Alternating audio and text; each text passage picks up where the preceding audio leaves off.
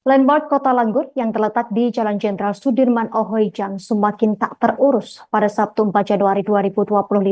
Ironisnya pembangunan landmark Kota Langgur yang digadang-gadang menjadi ikon Kabupaten Maluku Tenggara ini menghabiskan anggaran Pemkab yang bersumber dari APBD sebesar 6,6 miliar rupiah sesuai data LPSC.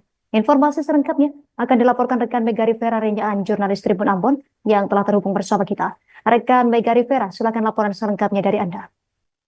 Baik, rekan Justina dan Tribuners, dapat kami laporkan dari Kabupaten Maluku Tenggara, Provinsi Maluku, bahwa landmark Kota Langgur yang dibangun di kawasan Ohejang, tepatnya di Jalan Jenderal Sudirman, sudah nampak tidak terurus.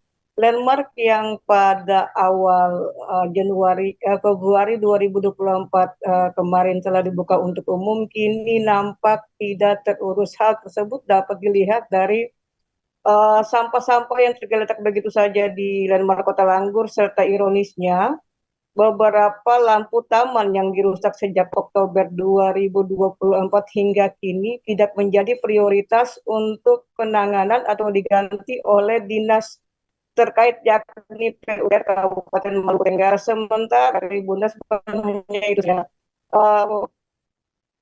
rumput di landmark Kota Langgur sudah semakin tinggi, bahkan tidak ada tersentuh oleh dinas terkait melalui dinas lingkungan hidup, sehingga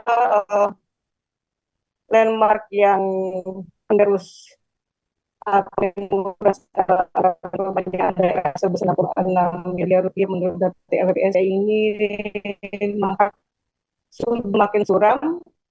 Hal tersebut bisa dilihat dari tulisan yang terpampang nyata di dalam Kota Langgur sendiri yang merupakan keindahan Kota Langgur untuk Indonesia, namun pada kenyataannya merupakan dari pada desa tersebut juga rusak dan sama sekali tidak diganti oleh dinas terkait Tribuners. Demikian rekan Justina.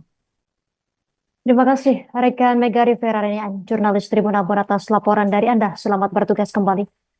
Download Tribun X sekarang, menghadirkan lokal menjadi Indonesia.